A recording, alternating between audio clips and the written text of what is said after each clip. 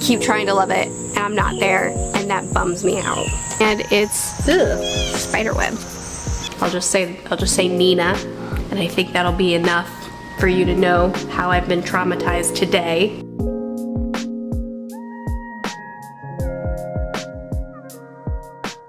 Welcome, children, to another vlog. So, I am halfway done with Nettle and Bone, which is short. 240 pages, and I am 122 pages in. Look at this.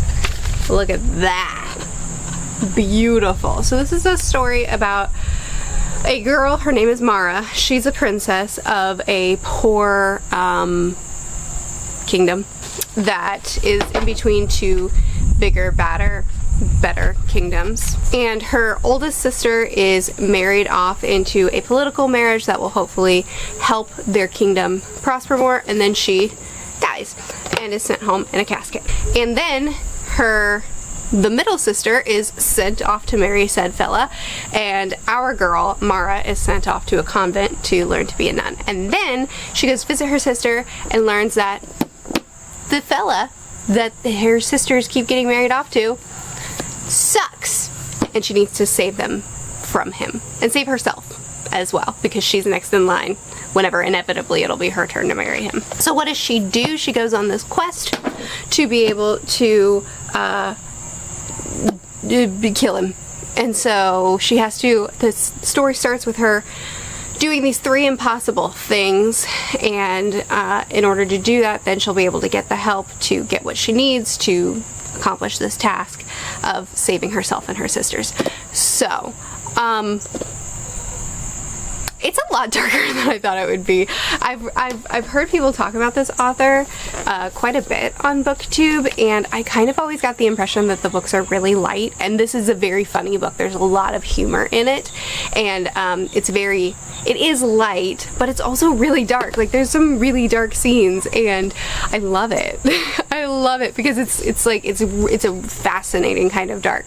So she's at the point now where she's on her way to get what she wants, to get what she needs in order to accomplish her task, and she's collecting people along the way who are going to help her. So at this point she has a woman who can communicate with the dead, and she has a knight who has been condemned because it doesn't matter. So like the characters are charming and interesting. It feels like a fairy tale. It feels a touch like the way Neil Gaiman does fairy tales, where it's dark but it's also very whimsical and atmospheric, and very strange, odd things happen, but they happen so that it feels normal for the world. And I wouldn't go so far as to say, if you're a Neil Gaiman fan, read this book. It's not that similar, but it has that kind of vibe, like the way he weaves his fairy tales into his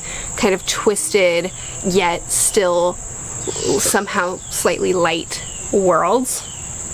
That's definitely what we're doing here as well, and I'm really enjoying it. There's a lot of scenes that I'm loving. I can't say that I'm super attached to the story at this point, but there's a lot of pieces to this dark yet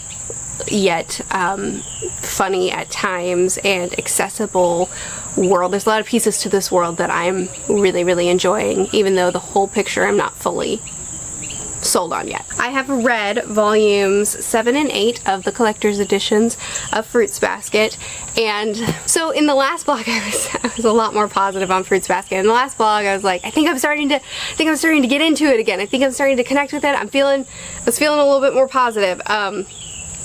I don't. Okay, so here's the thing. We've already talked about it many times. Like, we know that the story goes too wide for me. There's too many characters that we're trying to connect with on a deep level for my taste.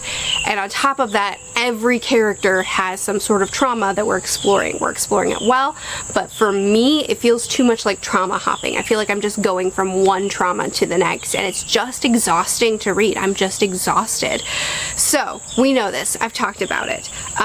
That and I think I can articulate a little bit better. I've been trying to kind of figure out how to flesh out my thoughts. And I think that if I had read this between the ages of 12 and like 17, 18, around the time where I was really trying to work through my own trauma, when I was trying to work out my most difficult part of my life, I probably could have connected with the story a little bit more. But as I am right now, I'm not really connecting with it like I really want to be. And on top of that, what I'm enjoying the most are the lighter moments in the story, the moments where the characters are connecting and when the characters are learning to love, and learning from Toru this, you know, this very selfless love that she gives to people, and kind of finding their place, like those lighter moments, rather than the, okay, now let's dig into this trauma a little bit deeper. The lighter moments is where I'm like, oh, okay, I'm feeling this, I'm feeling it again.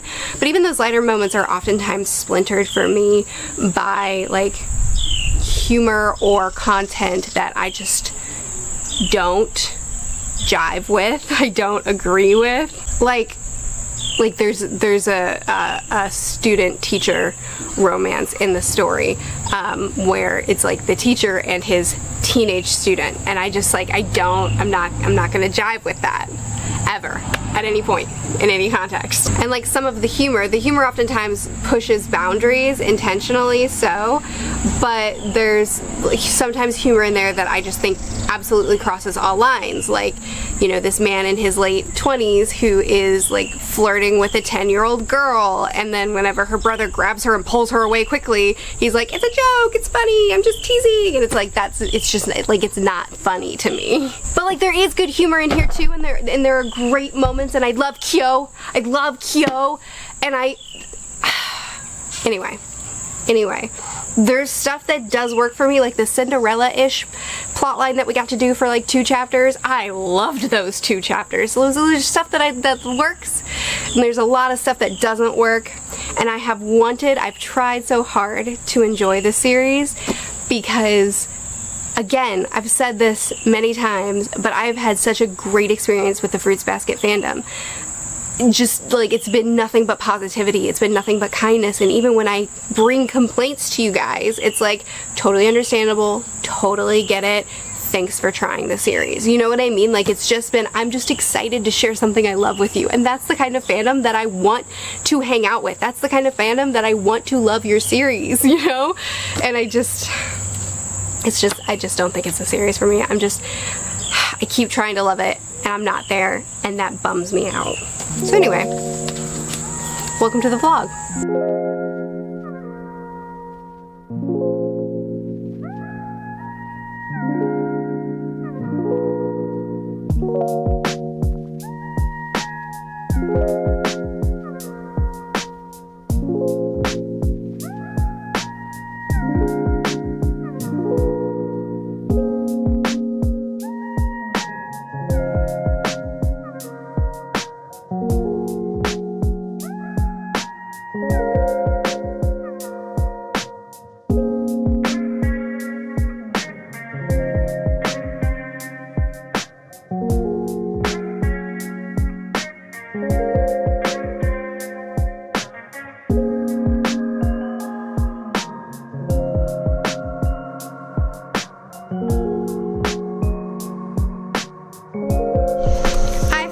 Nettle and Bone. It has been read. I don't know why I'm opening it. I am this far into the book.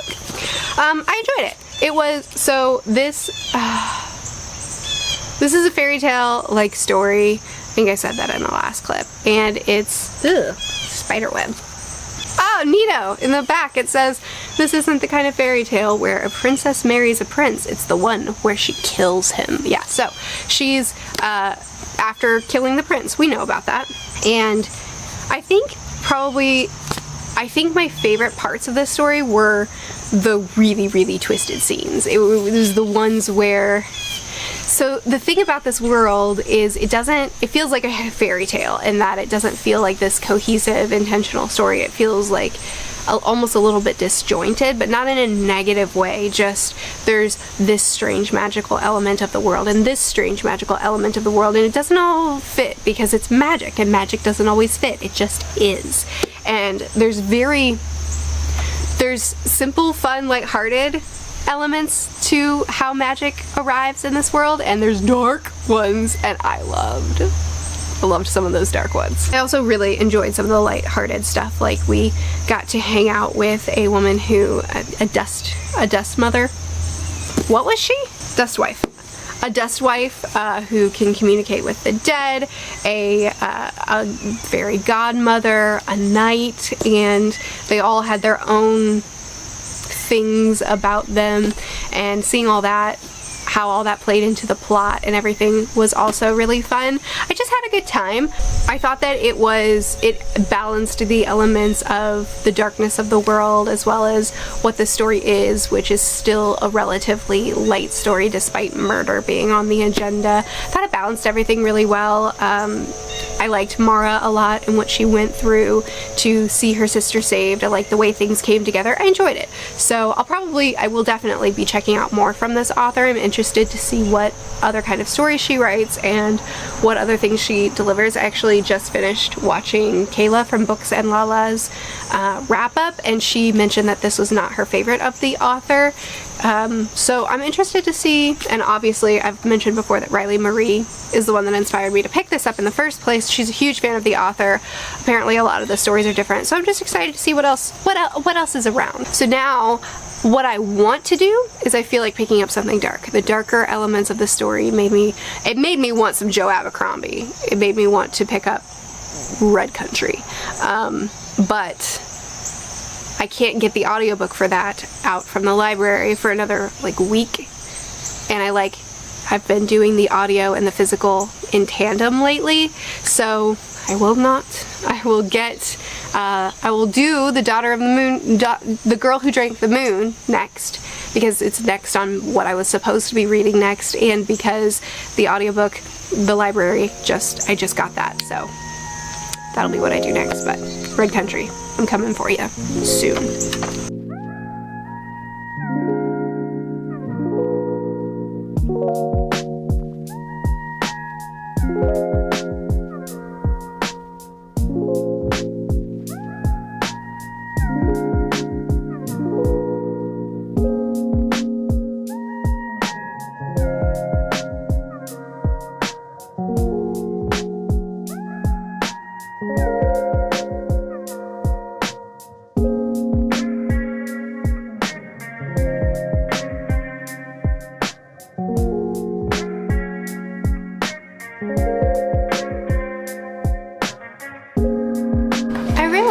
In my last clip, I forgot to tell you what I bought at the bookstore. I'm pretty sure there's some bookstore B-roll that's been inserted by Corey. Thank you for that. But I didn't tell you what I bought. So let's do that. So I got, nope, that's wrong. Hang on. So I got Dead Silence. My Halloween TBR is now ready, it's set up, it's good. I have all the books that I'm gonna read. No, I don't. I'm still waiting for Fledgling to come in the mail because the bookstore didn't have that by Octavia E. Butler. But once that comes in the mail, my spooky October TBR is donezo. So I bought that, boom. And then I bought some Fullmetal Alchemist because that's the next series that I'm reading. Don't worry, I'm also continuing on with Vinland Saga. I still haven't decided if I'm gonna keep making videos on it or if I'm going to wait until season 2 of the anime comes out. I don't know, but I'm definitely reading it. It'll be discussed here in the reading vlogs as well as on my Patreon, of course. Anyway, bookstore only had for the bind-ups volumes 1 through 3, 4 through 6, and 10 through 12, but I checked my library and they claim to have this volume that goes right here. So I need to run by and see if it's actually there, because sometimes their system lies. It's not their fault. It just happens. So I've started The Girl Who Drank the Moon. I am 12 chapters in, which is 82 pages. It's not too far into it. I'm not interested yet. So the concept of this, the beginning of this story is that there's this village, which is actually pretty interesting.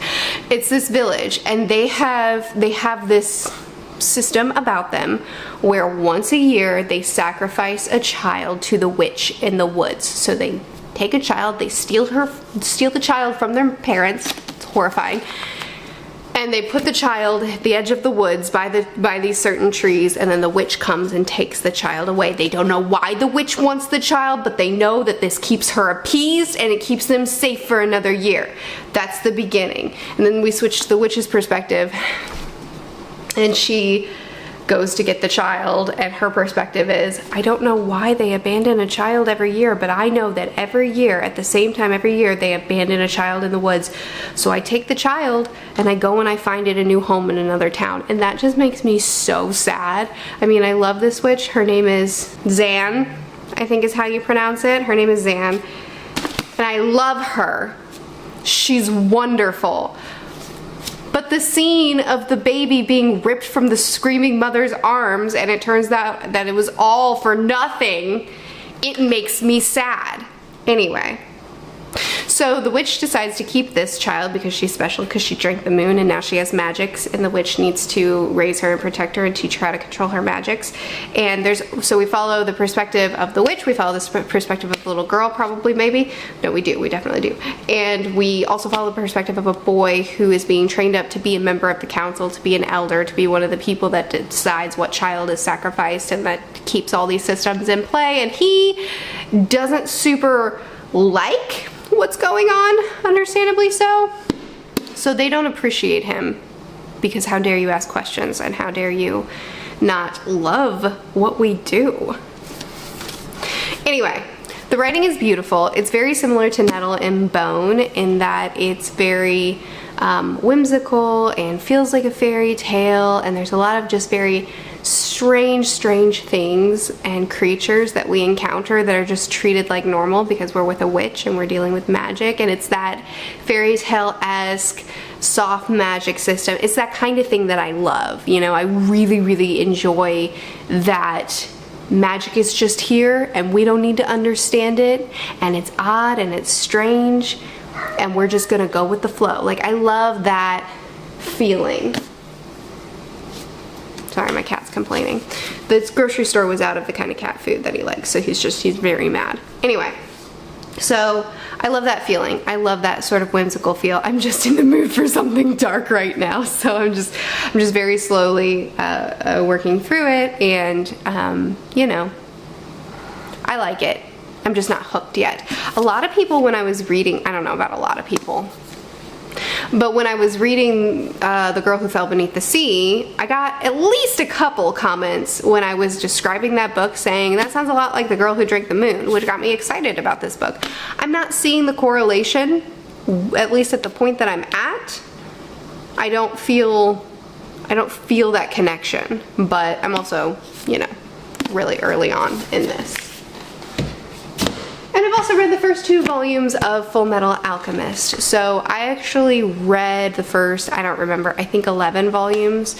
Hold on, let me check on dinner. A couple years ago, I read the first like 11-ish volumes a couple years ago. It was before I got into manga. It was one of my first forays into manga. I didn't know what I was doing. And I ended up just not reading it anymore because I forgot about it, because I was exclusively a book reader. Now I'm into manga, so I'm coming back around. I'm trying it again. I've read the first 2 volumes. I really don't remember anything from this, hardly at all. So it's kind of like reading it fresh. But anyway, I love Al. I love Ed. I think that they're both so charming.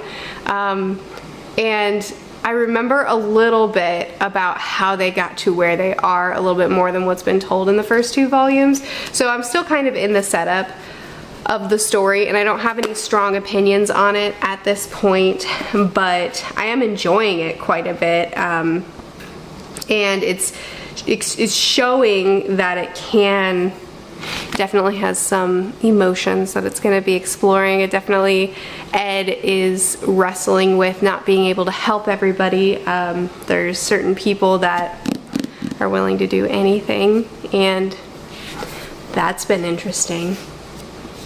I'll just say Nina, and I think that'll be enough for you to know how I've been traumatized today. So yeah, I'm enjoying it. I'm into it. I'm liking it. I'm not hooked yet, but it's good. I haven't started we're also going to be watching the anime over on my Patreon.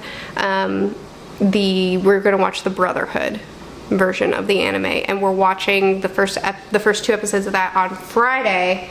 So next week when we talk about this more, I'll talk to you about Brotherhood too, I guess. So that's what I've been reading this week. I would love to chat with you more about it. If you have read more of this author, please tell me what I should pick up next. If you're a fan of the shoujo